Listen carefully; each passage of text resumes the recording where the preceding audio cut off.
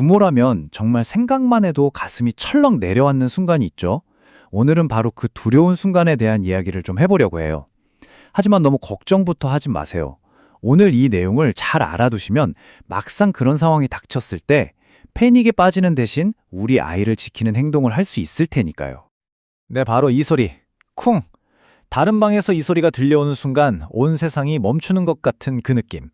아마 많은 부모님들이 한 번쯤은 겪어보셨을 아찔한 순간일 겁니다. 이건 실제로 한 어머님이 인터넷에 올리셨던 정말 절박한 글이에요. 제가 이걸 왜 보여드리냐면요. 절대 혼자가 아니시라는 거. 그걸 말씀드리고 싶어서요. 이런 일은 생각보다 정말 흔하게 일어나고요. 중요한 건 바로 그 다음에 어떻게 대처하느냐입니다. 그래서 오늘 이 시간에는요. 이 순서대로 차근차근 짚어볼 거예요. 패닉에 빠지는 대신 뭘 해야 하는지, 그리고 앞으로는 어떻게 더 안전하게 아이를 키울 수 있을지 그 방법들을 알아보겠습니다. 자, 그럼 가장 중요한 순간이죠. 아이가 쿵 하고 떨어진 바로 그 직후, 정말 1분 1초가 급한 그 순간에 우리는 뭘 해야 할까요? 이때 부모님이 막 당황해서 허둥지둥하면 아이는 더 불안해하거든요. 그러니까 침착하게 이 세 단계만 딱 기억하세요. 첫째, 의식 확인. 아이를 부르면서 반응을 보세요. 둘째, 어디 다친 데 없나 살피기. 그리고 마지막으로 괜찮다고 꼭 안아주기. 이 순서만 지켜도 훨씬 침착하게 대응할 수 있습니다. 자, 지금 보시는 이 증상들은요. 이건 선택의 문제가 아닙니다. 그냥 무조건 응급실로 가야 하는 신호들이에요. 여러 의료 전문가들이 공통적으로 강조하는 절대 놓쳐서는 안 될 레드 플래그들이죠. 애매하다 싶으면요. 무조건 병원입니다. 꼭 기억해 주세요. 자, 그리고 정말 중요한 게 있어요. 아이가 떨어지고 나서 바로는 괜찮아 보일 수 있거든요. 하지만 진짜 중요한 건 그 다음부터예요. 앞으로 24시간, 길게는 72시간 동안이 골든타임, 바로 집중 관찰 기간입니다. 왜냐하면요. 뇌진탕이나 눈에 보이지 않는 내부 출혈 같은 건 증상이 바로 나타나지 않을 수 있거든요. 그래서 처음 2시간은 절대 재우면 안 돼요. 계속 깨워서 아이 상태를 봐야 하고요. 그 뒤로 72시간까지는 계속해서 평소랑 다른 점이 없는지 꼼꼼하게 지켜봐야 합니다.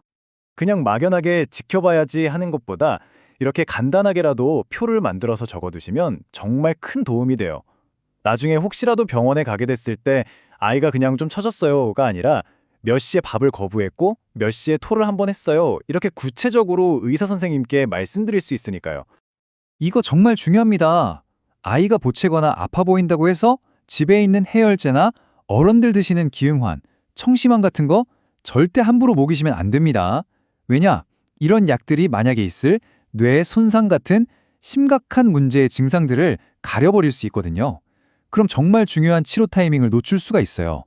자, 그럼 급한 불은 껐다 굳히고요. 이제는 이런 아찔한 순간이 다시는 반복되지 않도록 우리 집을 더 안전한 공간으로 만드는 방법에 대해 이야기해 볼게요.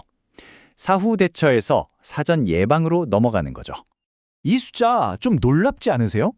전체 어린이 낙상 사고의 60% 이상이 아직 스스로를 잘 지키지 못하는 만 6세 미만 아이들에게서 일어나요. 그리고 더 충격적인 건 그 사고의 절반 이상이 가장 안전해야 할 바로 우리 집에서 일어난다는 사실입니다. 그러니까 집안 환경을 다시 한번 돌아보는 게 정말 중요하겠죠? 부모님들이 제일 많이 고민하시는 게 바로 이 두 가지일 텐데요. 침대 카드랑 범퍼 침대. 각각 장단점이 뚜렷해요. 침대 카드는 높아서 좋긴 한데 잘못 설치하면 틈이 생기거나 휠 수 있고요. 범퍼 침대는 사방이 푹신해서 안심이지만 아이가 좀 크면 금방 넘어오기도 하고 또 바닥 생활이라 부모님 무릎이 좀 아플 수 있죠. 뭐가 정답이라기보단 우리 집, 우리 아이 상황에 맞게 고르시는 게 중요합니다. 사실 거창한 게 아니에요. 침대나 소파 옆에 푹신한 매트 하나 깔아두는 것. 그리고 잠깐인데 뭐 하는 생각으로 아이를 높은 곳에 혼자 두지 않는 것.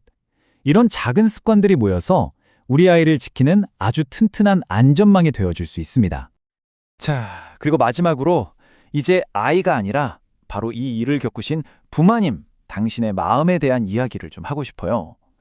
사고가 나면 다 내 탓 같고 내가 뭘 잘못했나 싶고 그런 죄책감이랑 두려움에 휩싸이게 되잖아요. 그거 너무나 당연한 감정입니다. 이 그래프를 보시면 아시겠지만 부모님들이 이런 상황에 대처하는 방식도 정말 다양해요. 누구는 일단 병원부터 달려가고 누구는 집안 환경을 뜯어고치고 또 어떤 분은 막 화를 내거나 울면서 감정을 쏟아내기도 하죠. 뭐가 맞고 틀린 게 아니에요. 전부 다 이 힘든 상황을 이겨내려는 과정의 일부일 뿐입니다. 자, 오늘 정말 많은 이야기를 나눴는데요. 그렇다면 이 모든 내용을 통틀어서 우리가 딱 하나 가슴에 새겨야 할 게 있다면 그건 뭘까요? 네, 바로 이겁니다. 사고는 예고 없이 찾아올 수 있어요.